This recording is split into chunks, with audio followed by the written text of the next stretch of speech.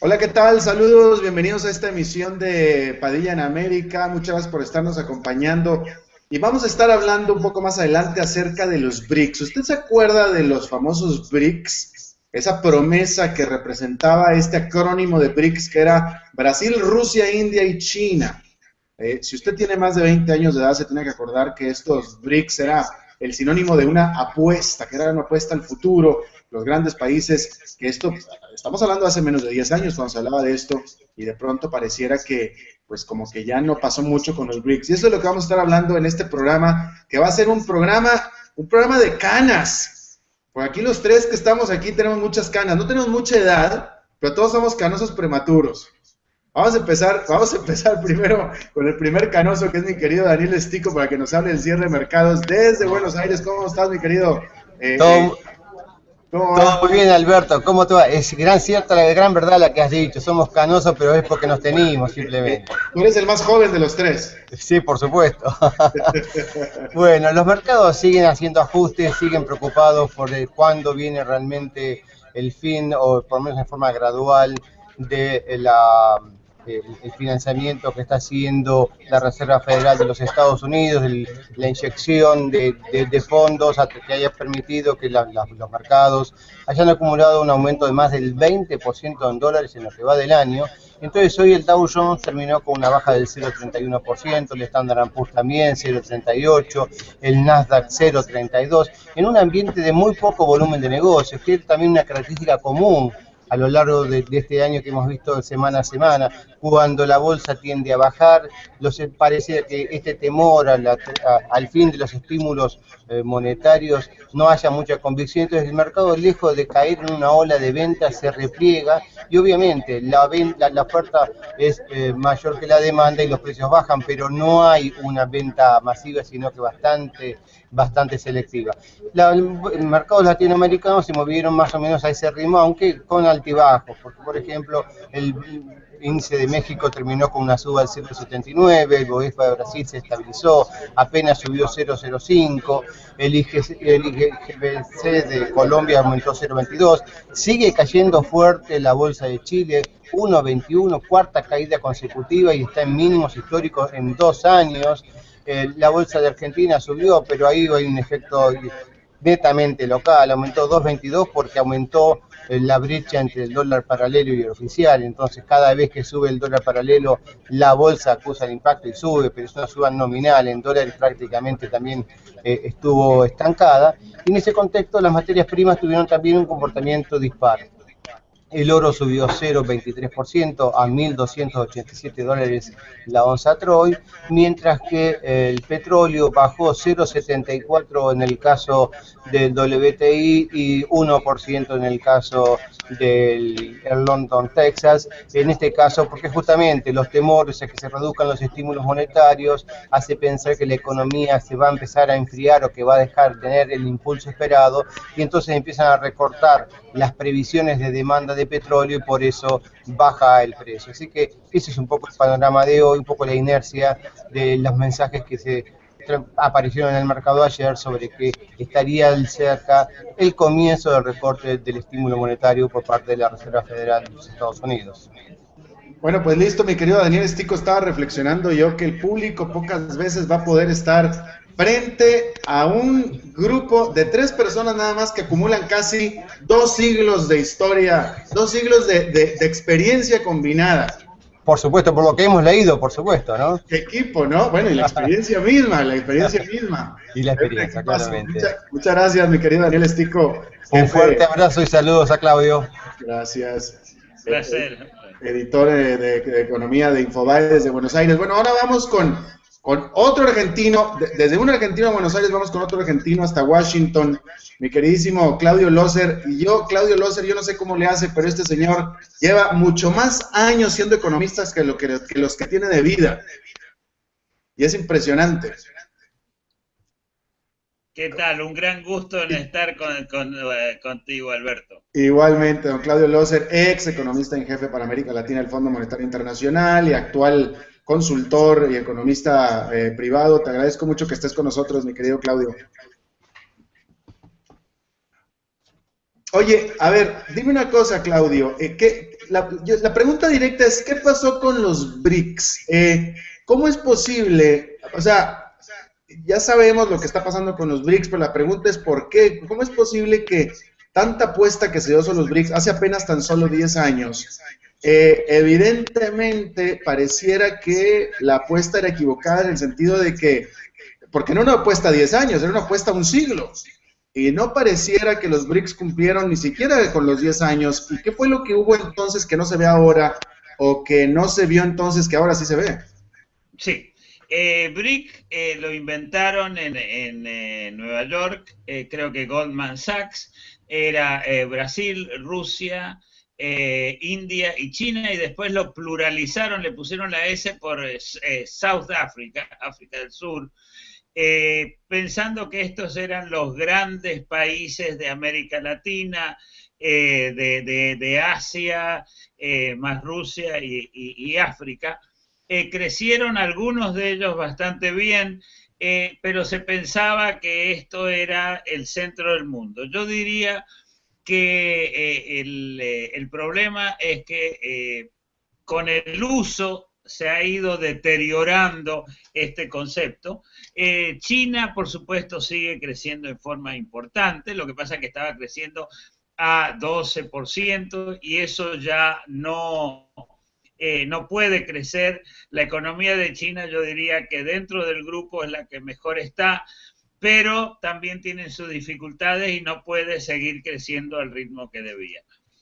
Rusia, que creció en forma importante, igual que Brasil y de alguna manera que la India, crecieron porque los precios de las materias primas, en el caso de Brasil la soja, el hierro, otros productos agrícolas, subieron muy fuertemente, en el caso de Rusia el petróleo, y en el caso de Brasil también que encontraron petróleo. Todo eso hizo que se tuvieran unas expectativas extraordinarias. Sudáfrica nunca creció mucho y la India crecía porque tuvo mucha innovación. Eso es la historia. Pero, ¿qué pasó? China está creciendo bien, los precios de las materias primas, como lo habíamos escuchado recién, están más o menos estables. Y los que hacen las políticas económicas creían que con precios altos las cosas seguían bien. Pero eso era una ficción. Era el crecimiento de los precios lo que hacía que tuvieran esa dinámica, no solamente los BRICS. Brasil no ahorraba mucho, no invertía mucho y además las políticas económicas se han deteriorado de la época de Lula a la época de Dilma. No es que ella sea mala presidenta, pero eso le ha pegado un golpe muy fuerte y Brasil y Rusia también, debido a que el precio del petróleo subió un poco, pero no es que se haya movido mucho, se les acabó la cuerda. Ya hay mucha competencia para el hierro y otros minerales en el caso de Brasil, ha aumentado la producción, en el caso de Rusia se encuentra que los Estados Unidos producen más petróleo, producen más gas, el mismo problema para Brasil. En el caso de la India no se hicieron las reformas y se han quedado a mitad de camino. O sea que todo dependía no de un milagro, sino de todo dependía de que crecían las cosas porque se hacían las cosas bien. Hoy en día yo diría que aparte de China, los demás no tienen perspectivas extraordinarias.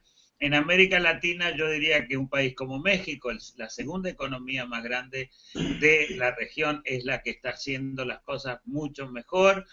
Y en otros lugares, Indonesia, quizá Vietnam, son países que lo están haciendo bien. Pero lo que esto muestra es que igual como en algún momento dijimos, Japón, eso hace 30, 40 años, cuando las canas que teníamos eran muy poquitas. Japón crece y nunca va a dejar de crecer, eso no pasó. Europa era la cosa más magnífica que había, etcétera. No hay soluciones permanentes y lamentablemente se cometen errores y el crecimiento en algún momento tiene que dejar de ser tan fuerte. Eso es mi percepción. Y qué bueno que tocaste ese último tema, porque justamente era lo que te iba a preguntar y de hecho te lo voy a preguntar, para que como economista me puedas dar tu opinión filosófica, si se quiere, porque efectivamente, como tú dijiste de Japón, Japón. ¿Aló? Se nos ha caído, Claudio, se nos ha caído la conexión. Yo mantengo acá. Sí, en lo que estaba preguntándonos recién Alberto es si efectivamente crees que Japón, después, sobre todo después de lo que ha decidido recientemente, ¿no? Japón ha decidido en un punto imitar la política monetaria de los Estados Unidos, emitiendo yenes y yenes supuestamente para lograr una mayor depreciación de la moneda y así asegurar el crecimiento. Imagino que la pregunta de Alberto iba para que nos dieras un análisis sobre esas perspectivas y esas decisiones que parece que en el caso de Japón no funcionan igual. Muy bien. Japón es un caso muy, muy interesante. La tercera economía mundial, era la segunda, ahora es la tercera, ha crecido muy poco. El nuevo primer ministro ha decidido patear el tablero, pongámoslo de esta manera, y ha dicho vamos a expandir la política monetaria, cosa que funcionó. Vamos a también tratar de seguir gastando, pero no tanto, y vamos a hacer reformas. Eso ha empezado a funcionar, pero lo que pasa es que Japón, para mí sigue siendo una economía de gran riqueza tecnológica y de avance tecnológico, se encontró con que también tiene que hacer más flexible las cosas y no lo ha logrado. La economía japonesa está empezando a crecer, había estado cayendo en deflación, había estado cayendo en términos de actividad económica, ahora está empezando a crecer un poco, es una economía que hay que entender con una población que está o estable o cayendo. Eso hace que es más difícil el análisis. Pero yo diría que Japón está empezando a hacer las cosas mejor que lo que ha hecho en los últimos 25 años. Hay mucho trabajo por realizar, mucho trabajo, pero fundamentalmente Japón yo diría que muestra las posibilidades de crecimiento porque ya han superado el problema de los bancos que tienen los europeos, ya de alguna manera tienen una economía más competitiva con la devaluación del yen de 20%, que en mi experiencia, habiendo ido a Japón hace un mes y medio, yo vi cómo los precios en dólares cayeron en forma importante y mejoraron fundamentalmente la capacidad competitiva de Japón. Pero esto es una historia de un barco que es muy grande y que se mueve en forma muy lenta. No tiene la flexibilidad de los Estados Unidos. Claudia, ¿me escuchas? Ya estoy de vuelta. Sí. Qué bueno, y mil disculpas porque tuve aquí un problema técnico, no sé qué pasó. Te estaba preguntando y te vuelvo a preguntar, como economista, ¿qué reflexión filosófica haces acerca de la apuesta que se dio a los BRICS? Porque como tú bien dices, salió de Nueva York, salió por parte de Goldman Sachs, pero me parece que mucha gente cayó en esa, mucha gente la creyó. Y de alguna manera otros pronósticos como el de Japón duró, pues el milagro japonés, si tú quieres, duró al menos un par de décadas. Europa también cumplió por más de una década, bastante más de una década su promesa, pero los BRICS fue muy rápido. Entonces, como economista, ¿qué reflexión te hace de que qué se debió haber visto que no se vio en retrospectiva? Y yo diría que ni siquiera en retrospectiva era clarísimo que ninguno de estos países, Rusia, ni Brasil ciertamente, ni nadie, había hecho mayores reformas económicas y, como tú bien habías dicho desde el principio, lo único que lo sostenía eran los altos precios de sus productos y ya. Lamentablemente, Voy a reflexionar un poco, no 100% en economía. Vivimos en una sociedad, incluso económica, que busca resultados y respuestas rápidas, diciendo, están creciendo y van a seguir creciendo, y todos se meten en esto sin analizar con tanto cuidado la situación real. El país que de estos cuatro, de los BRICS o de los 5, conozco más Brasil y de alguna manera Sudáfrica. Sudáfrica hace 10 años que no está creciendo porque tiene problemas, siguen los problemas, las tensiones del apartheid que no se han solucionado. O sea, el mercado de trabajo no es flexible. En el caso de Brasil también, muchos beneficios para empleados públicos, ayudaron mucho a reducir la pobreza, hicieron muchas cosas muy importantes, pero a la larga la economía no se ha flexibilizado lo suficiente. Entonces, filosóficamente, yo me temo que los economistas y los analistas financieros, no estoy hablando de todo, hacen un trabajo superficial de analizar la situación. Por ejemplo, Brasil, China tiene, si comparo Brasil con China, China tiene una tasa de ahorro o de inversión, más o menos, de más de 40%. O sea, de cada 100 dólares que producen, ahorran 45 e invierten 40. Es una cantidad demasiado grande. Brasil invierte 18 y ahorra 16. O sea, menos de la mitad. No le alcanza casi para, digamos, cubrir lo que se llama la depreciación del capital. Entonces, puede crecer por algunos años, porque le fue muy bien, porque es un país maravilloso, fantástico. No voy a hablar de fútbol, porque ese es un tema diferente, pero... Y siendo argentino, perderías tu autoridad. Ahí pierdo totalmente mi autoridad. Pero fundamentalmente Brasil tiene un gran potencial, pero tiene problemas muy serios de infraestructura, de caminos, de puertos. La parte de energía es no la mejor del mundo.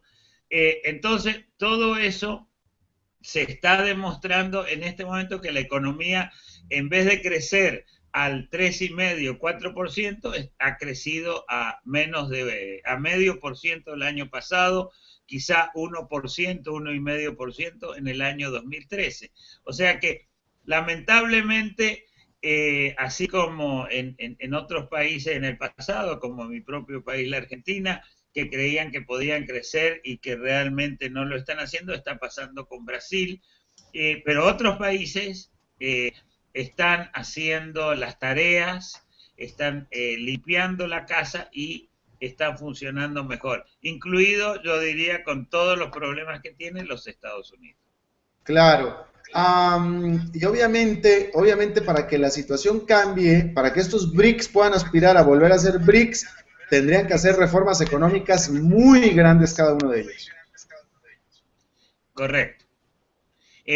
Las reformas son muy importantes. Yo diría que el que menos reformas tendría que hacer es China, porque tiene una economía dinámica, pero también tiene demasiado amiguismo, tiene demasiados amigos en el poder que consiguen financiamiento, demasiados gobiernos que les dan préstamos a sectores privados. Entonces hay cosas que limpiar. En la India el tema es que se hicieron reformas, pero de pronto no hicieron las reformas fiscales, tienen déficit fiscales muy grandes y no están permitiendo, digamos, ampliar la magnífica labor que se ha hecho en lugares como Bangalore o Hyderabad, donde hay una innovación muy fuerte. En el caso de Brasil, realmente, si no limpian la política fiscal, eliminan gastos innecesarios, cambian la orientación del gasto, Brasil va a tener muchas dificultades. No es que no va a crecer, pero va a crecer mucho menos. Y en el caso de Rusia, Rusia lo que hace hoy es exportar gas y petróleo, con la aparición de lo que se llama en inglés shale gas, que es gas de pizarra o gas en roca, que tienen en Europa, que los chinos tienen, que tiene Estados Unidos, México, Argentina. Todo eso le está reduciendo el negocio a Rusia.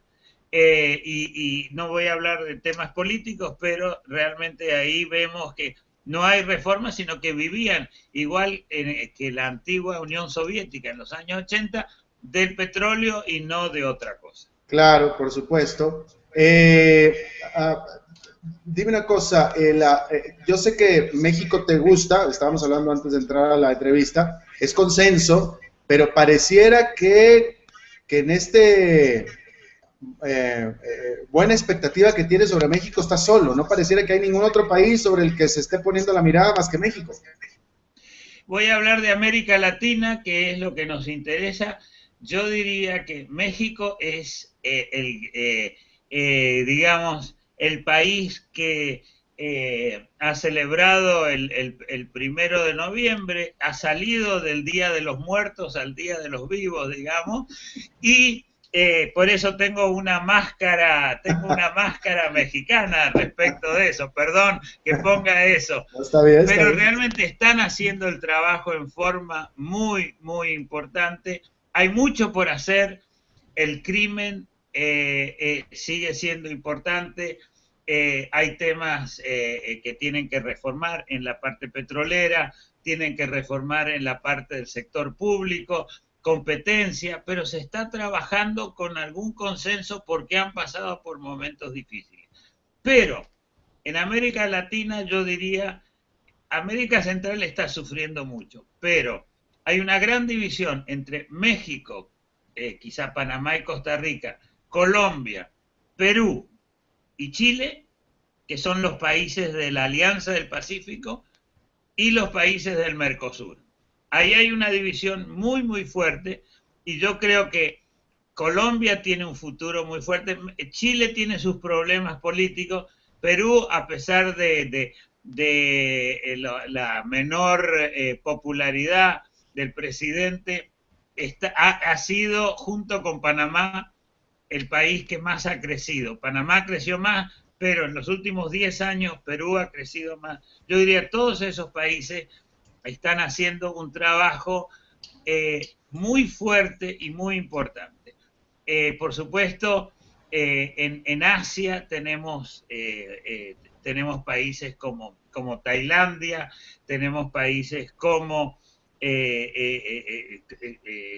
Indonesia, que están trabajando bien. Por supuesto están los países como Corea, etcétera. O sea, no es que están solos, que está solo México, y yo diría que dentro de los BRICS también hay esperanza, porque no hay, salvo en el caso de la Unión de Rusia, yo creo que hay potencial de crecimiento importante. No es que están destinados a pasar al olvido, pero es todo cuestión de trabajo. Nada, lamentablemente, como sabemos, los que tenemos algunas canas, salvo que nos ganemos la lotería, nada viene fácil en la vida y tampoco para los países. Absolutamente. Dime una cosa, hablando de canas, dime una cosa, ¿tú conoces, trabajaste con el nuevo gobernador del Banco Central de la India?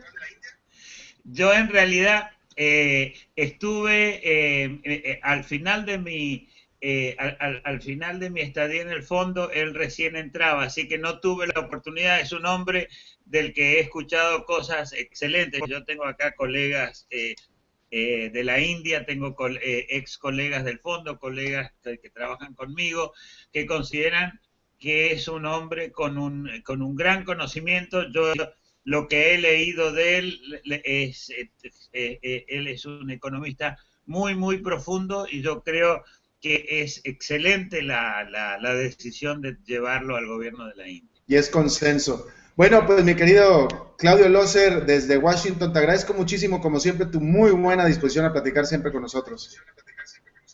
Para mí, como siempre, un placer y un gran gusto hablar con toda la audiencia hispanoparlante. Gracias, mi querido Claudio Loser. Bueno, pues es todo lo que tenemos por esta emisión de Padilla en América. Muchas gracias por habernos acompañado. Los invito a que sigan participando con nosotros a través de nuestra página de Facebook, Facebook Padilla en América, o www.facebook/Padilla en América, donde recibimos sus comentarios, sus preguntas, sus quejas, sus propuestas, etcétera. Ahí tiene usted la página de Facebook de Padilla en América. Bueno, muchas gracias por habernos acompañado. Entonces nos vemos en la próxima y que la pase usted muy bien.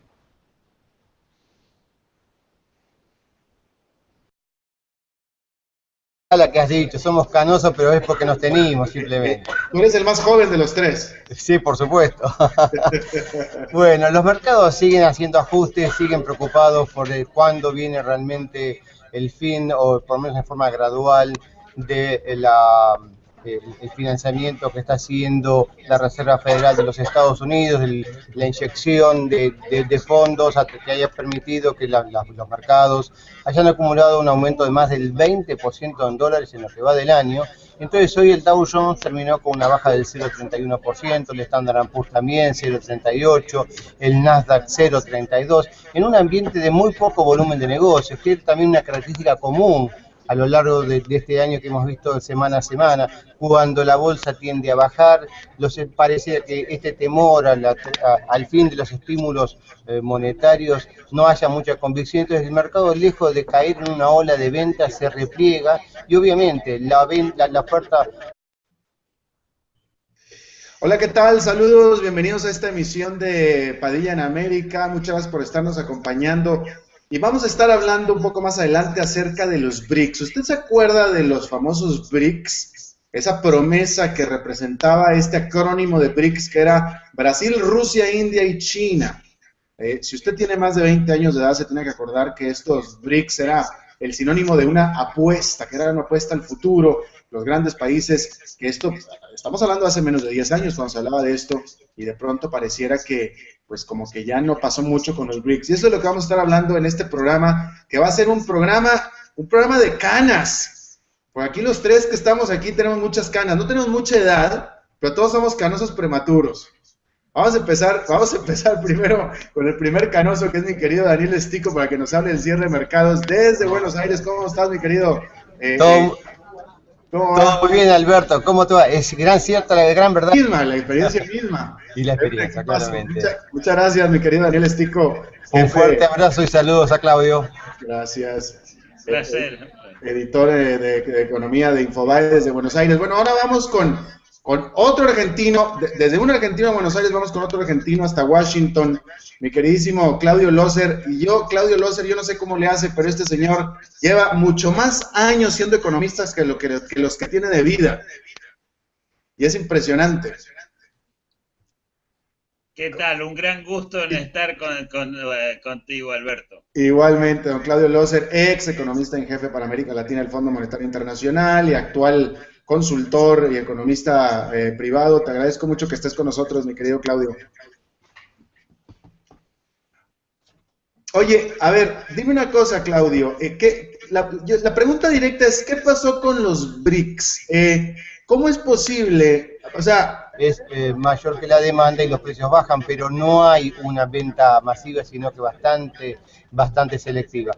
Los mercados latinoamericanos se movieron más o menos a ese ritmo, aunque con altibajos, porque por ejemplo el índice de México terminó con una suba del 0,79, el Bovespa de Brasil se estabilizó, apenas subió 0,05, el IGBC de Colombia aumentó 0,22, sigue cayendo fuerte la bolsa de Chile, 1,21, cuarta caída consecutiva y está en mínimos históricos en 2 años.